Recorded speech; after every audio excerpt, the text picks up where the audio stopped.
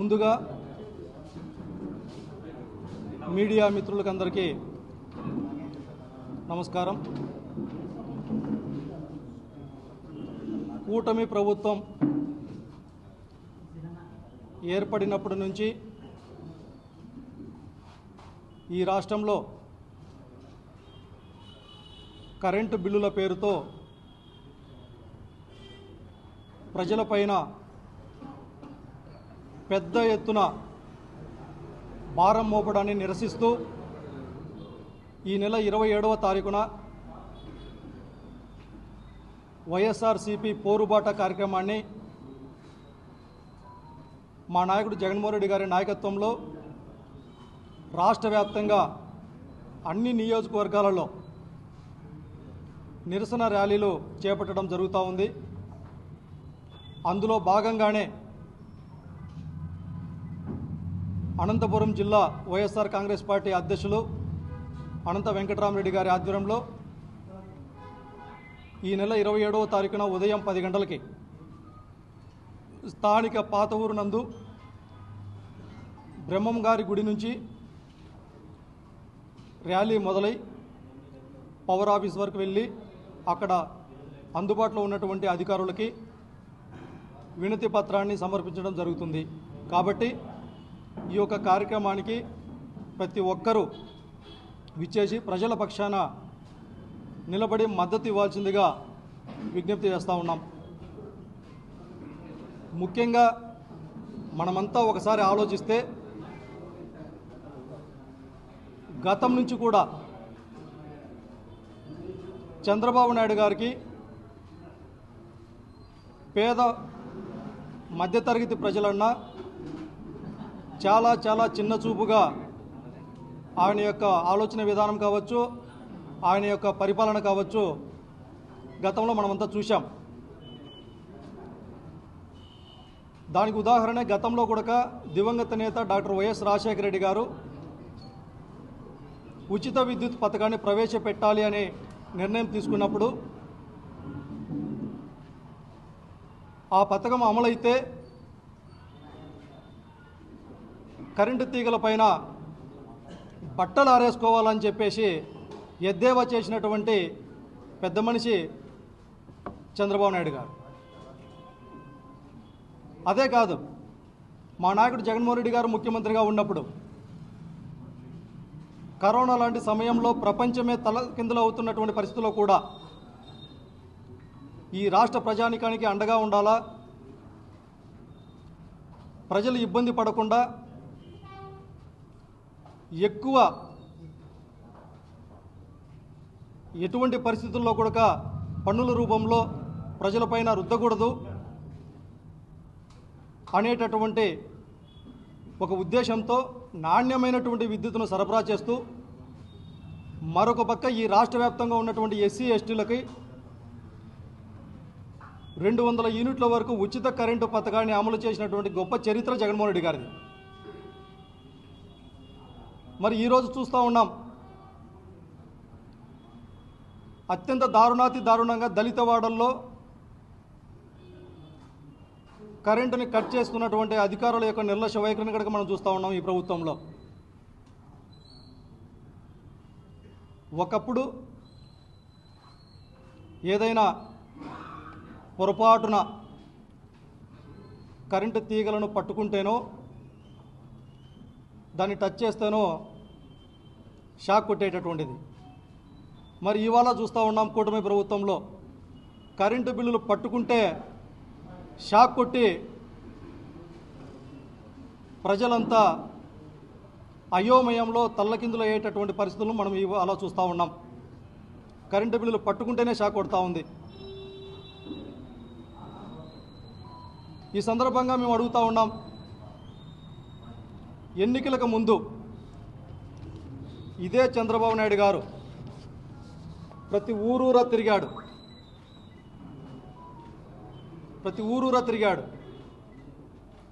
పెంచిన విద్యుత్ ఛార్జీలను తగ్గిస్తాం,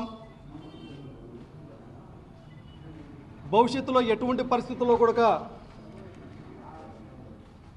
విద్యుత్ ఛార్జీలను పెంచబోము అని చెప్పి ప్రజలను మభ్యపెట్టి అధికారంలోకి వచ్చిన తర్వాత కేవలం 6 నెలల్లో దాదాపు 15,000 కోట్ల రూపాయలు ప్రజలపైన భారాన్ని నెట్టడం ఇది దగా కాదా? ఇది అన్యాయం కాదా? ఇది మోసం కాదా చంద్రబాబు గారు అనేసి ఈ సందర్భంగా ప్రశ్నిస్తూ ఉన్నాం. ఇదే కాదు, రాష్ట్ర రహదారుల్లో టోల్ గేట్ ఛార్జీలను పెంచుతూ ఉన్నారు. అతి త్వరలో భూముల రిజిస్ట్రేషన్ విలువలను పెంచుతూ ఉన్నారు, రిజిస్ట్రేషన్ ఛార్జీలను పెంచుతూ ఉన్నారు. ఒక పక్కేమో వేలాది కోట్ల రూపాయలు పన్నుల రూపంలో ప్రజలపైన నెట్టుతూ, మరొక పక్క కేవలం ఈ 6 నెలల్లోనే 75,000 కోట్ల రూపాయలని అప్పుల రూపంలో తీసుకొని వచ్చినాడు. మరి వేలాది కోట్లు అప్పుల రూపము, వేలాది కోట్లు పన్నుల రూపంలో ఉన్నప్పటికీ కూడా చెప్పినటువంటి సూపర్ సిక్స్ హామీలు లేవు, అమలు లేవు, సంక్షేమ పథకాలు లేవు, అభివృద్ధి లేదు.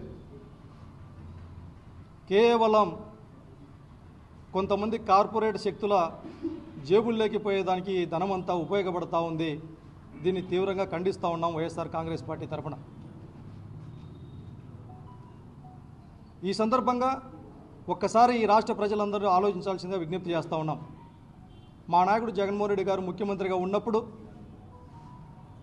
గ్రామ స్వరాజ్యాన్ని తీసుకొని వచ్చి ప్రజల యొక్క జీవన ప్రమాణాలను పెంపొందించేదానికి అడుగులు ముందుకేసి సచివాలయాలు, ఆర్బీకే సెంటర్లు, విలేజ్ క్లినిక్లు ఈ భారతదేశ రాజకీయ చరిత్రలో ఎక్కడ లేనటువంటి విధంగా ప్రజలకు ఉపయోగపడినటువంటి చరిత్ర జగన్మోహన్ రెడ్డి గారిది అయితే, ఈరోజు అదే ప్రజల యొక్క జీవన విధానాన్ని ఇబ్బందులకు తలకిందులకు గురి చేసేటట్టు విధంగా కూటమి ప్రభుత్వం యొక్క చర్యలు ఉంటూ ఉన్నాయి. అందుకే ఈ సందర్భంగా అడుగుతూ ఉన్నాం, గతంలో రాజకీయం అంటే ఏదో ఎన్నికలు వచ్చినప్పుడు మాత్రమే ప్రజల దగ్గరికి వెళ్ళాలా, అప్పుడు మాత్రమే ఓట్లు అడిగేదానికి మాత్రమే ప్రజల అవసరం అన్నింటిలో ఉన్నటువంటి రాజకీయాన్ని వైఎస్ఆర్ కాంగ్రెస్ పార్టీ అటువంటి విధానాలను అన్నింటినీ తప్పుపడుతూ రాజకీయ చరిత్రనే తిరగరాసే విధంగా వైఎస్ఆర్ కాంగ్రెస్ పార్టీ ప్రస్థానం మొదలైనప్పటి నుంచి కూడా ఈ 15 సంవత్సరాలుగా మా నాయకుడు జగన్మోహన్ రెడ్డి గారు ప్రతిపక్షంలో ఉన్నా అధికార పక్షంలో ఉన్నా ప్రజల వెంటబడి నడిచినటువంటి చరిత్ర జగన్మోహన్ రెడ్డి గారిది. ప్రతిపక్షంలో ఉన్నప్పుడు ప్రజా సమస్యల పట్ల ప్రభుత్వం దృష్టికి తీసుకుని వెళ్ళే విధంగా ప్రజలకు అండగా నిలిచినటువంటి వైనాన్ని గతంలో మనం చూశాం. అదే సందర్భంలో అధికారంలో ఉన్నప్పుడు ఈ భారతదేశ రాజకీయ చరిత్రలో ఎక్కడా లేనటువంటి విధంగా, ఎప్పుడూ లేనటువంటి విధంగా ప్రజల గుమ్మం దగ్గరికే గడప గడప అనేటటువంటి కార్యక్రమాన్ని మొదలుపెట్టి అధికారులని, నాయకులను ప్రజల ఇళ్ల వద్దకే పంపించి ప్రజల సమస్యల్లో పరిష్కారంలో ఏ విధంగా వైఎస్ఆర్ కాంగ్రెస్ పార్టీ ముందుండిందో గత 5 సంవత్సరాల జగన్మోహన్ రెడ్డి గారి పరిపాలనలో మనం చూశాం. అందుకే ఈరోజు రాష్ట్ర ప్రజలకు విజ్ఞప్తి చేస్తూ ఉన్నాం, ఎన్నికలతో సంబంధం లేకుండా ఇప్పుడు చేసేటటువంటి ప్రతి కార్యక్రమం కూడా ప్రజల గొంతుక ప్రభుత్వానికి వినిపించేందుకు చేసేటటువంటి కార్యక్రమాలు కాబట్టి ఇదే విధంగా వేల కోట్ల రూపాయలు ప్రజలపైన భారం మోపితే చిన్న చిన్న కూలి పనులు చేసుకునేటటువంటి వ్యక్తులు మొదలుకొని చిన్న చిన్న వ్యాపారస్తులు, మధ్యతరగతి కుటుంబీకులైతేనేమి, పారిశ్రామిక పెద్దలైతేనేమి ప్రతి ఒక్కరూ అన్ని వర్గాల వాళ్ళు పెద్ద ఎత్తున ఇబ్బందులు పడి తద్వారా ఈ రాష్ట్రం యొక్క ప్రజల యొక్క పరిస్థితి దుర్భరంగా తయారయ్యేటటువంటి పరిస్థితులు ఉన్నాయి. నిత్యావసర వస్తువుల విలువలు పెరుగుతాయి. కేవలం ప్రజల గురించి ఆలోచించకుండా కొంతమంది కార్పొరేట్ వ్యక్తుల గురించి ఆలోచించేటటువంటి పరిస్థితులు మెండుగా ఉన్నాయి. కాబట్టి వైఎస్ఆర్ కాంగ్రెస్ పార్టీ చేసేటటువంటి ప్రతి కార్యక్రమానికి ప్రజల యొక్క మద్దతు ఉండాలి. దానికి నిదర్శనమే గత 13వ తారీఖున రైతులకు సంబంధించినటువంటి సమస్యల సాధన కోసం చేసేటటువంటి రాష్ట్ర వ్యాప్తంగా ర్యాలీల్లో విపరీతంగా ప్రజల యొక్క మద్దతు వైఎస్ఆర్ కాంగ్రెస్ పార్టీకి లభించిందనేసి గతంలో మనం చూశాం. అదేవిధంగా ఈ నెల 27వ తారీఖున జరిగేటటువంటి నియోజకవర్గంలో జరిగేటటువంటి కార్యక్రమానికి ప్రజలు, మేధావులు, అన్ని వర్గాల వారు, వైఎస్ఆర్ కాంగ్రెస్ పార్టీ నాయకులు, కార్యకర్తలు ప్రతి ఒక్కరూ వచ్చి ప్రజలకు అండగా, ప్రజల గొంతుగా వినిపించేందుకు కృషి చేయాలనేసి సందర్భంగా తెలియజేస్తూ, అదేవిధంగా కూటమి ప్రభుత్వానికి చెప్తా ఉన్నాం, పెంచినటువంటి విద్యుత్ ఛార్జీలను వెంటనే తగ్గించాలా, అదేవిధంగా దళితవాడల్లో దళితులకు ఉన్నటువంటి ఎస్సీ ఎస్టీలకు ఉచిత కరెంటు పథకాన్ని కొనసాగించాలి, ఇచ్చినటువంటి హామీలన్నిటినీ అమలు చేయాలనేసి ఈ సందర్భంగా డిమాండ్ చేస్తూ ఉన్నాం. దీనికి అనుకూలంగానే నిర్ణయాలైనా తీసుకోకపోతే భవిష్యత్తులో వైఎస్ఆర్ కాంగ్రెస్ పార్టీ తరఫున పెద్ద ఎత్తున జగన్మోహన్ రెడ్డి గారి నాయకత్వంలో ఉద్యమ కార్యాచరణ మరింత ఎక్కువగా చేసేటటువంటి అవకాశాలు ఉంటాయనేసి ఈ సందర్భంగా మీడియా సందర్భంగా తెలియజేస్తూ ఉన్నాం.